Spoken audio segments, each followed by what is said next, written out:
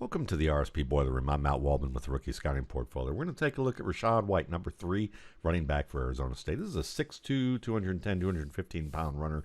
Probably could weigh about 220 after a year or two in the NFL, maybe even a little bit more than that if he wants to, based on his frame. He doesn't really use his frame the way that you'd like to see. He's quick. He can bounce plays outside. He has decent speed to get into the secondary and maybe even beat some safeties on some runs.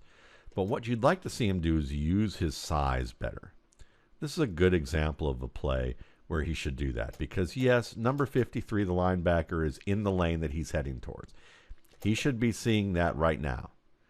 And instead of looking at the linebacker and seeing the linebacker straight up, the linebacker has come to pretty much a stop, isn't charging downhill, say, for instance, in an alignment like you can see with the safety to the left and behind him. Now, if the linebacker had that kind of body alignment coming towards him, I would understand a juke move right there.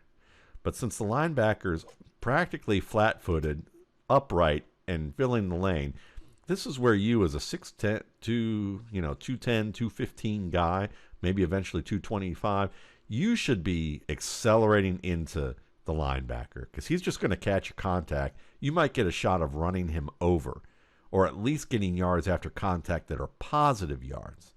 Instead, this juke allows the pursuit to come into the play. It slows your momentum. It prevents you from being the first to make contact.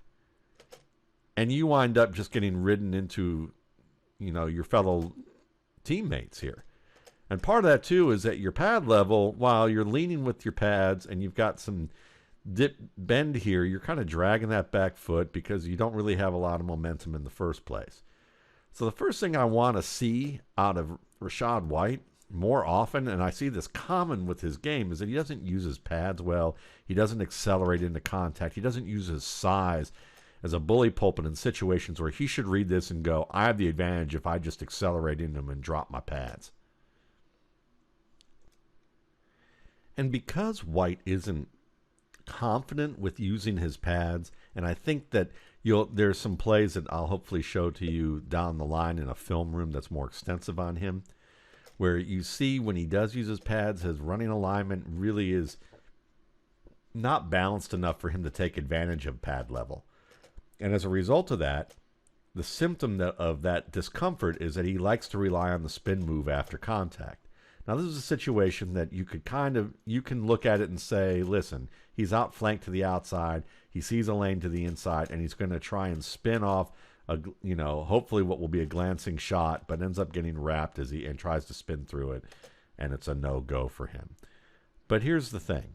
Again, he's facing a cornerback.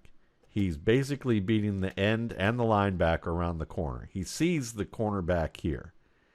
At this stage, backed up into this area of the field, instead of trying to make the cutback, just take what you can get. Try and run over this defender. If you run over this defender, it's going to take another second or two for the pursuit to catch up. You may actually get a bigger gain if you just use your pads and continue downhill or continue outside and try and drop this defender. You're bigger than this defender.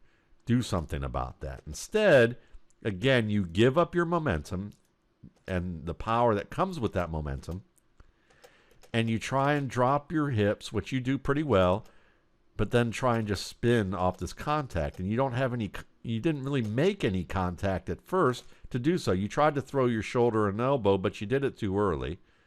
So there's this thing about White that I see commonly in his game where he's not afraid of contact. I mean, he's a running back in Division I college football. The guy takes contact all the time.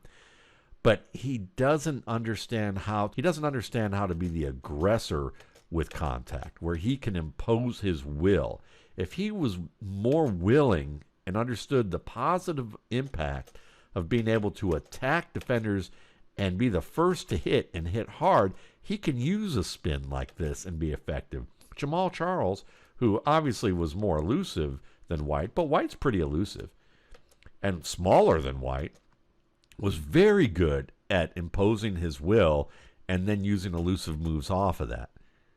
And this is something that if White wants to become a consistent yardage gainer in the NFL, he's going to have to get better at running with a better alignment with his pads over his knees in a way where his knees are and hips are bent more and he's accelerating into contact, and be the first to make that contact and understand how to read the position of defenders so that he knows when he can attack and has the advantage, whether it's a linebacker or a cornerback. Thanks again for watching.